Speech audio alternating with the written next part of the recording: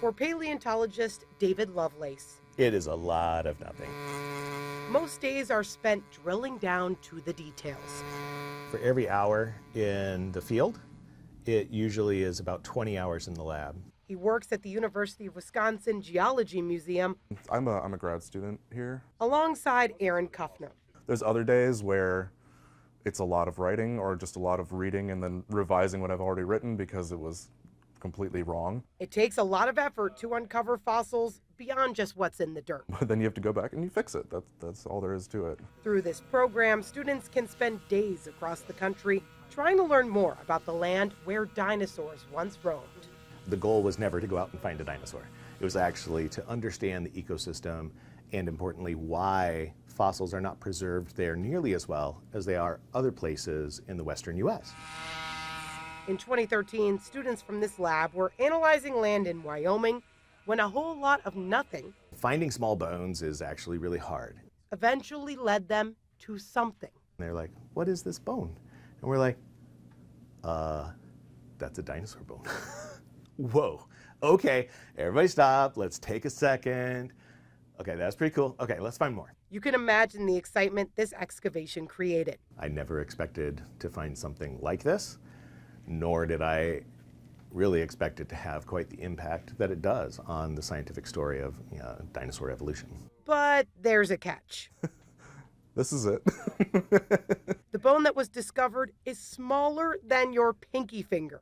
Lovelace and Kuffner spent years digging into its background. Because we have so little material of this animal, we had to do a lot of comparisons with like some very specific parts of the anatomy to try to figure out what it is and what it's related to. They found out the fossil is 230 million years old. It would have stood about a foot tall and 3 feet long with feathers on its body. It changes how we perceive the origins of dinosaurs. The published findings that came out this year indicate that dinosaurs inhabited the northern hemisphere millions of years earlier than previously thought. A small little bone, and it has a pretty big impact, which I find absolutely thrilling.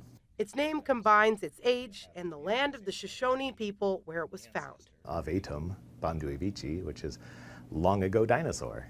In other words, this tiny bone now gets a massive title. It's the oldest dinosaur bone in North America, potentially the northern hemisphere. These scientists find it fascinating that something from so far in the past could impact the future of their field.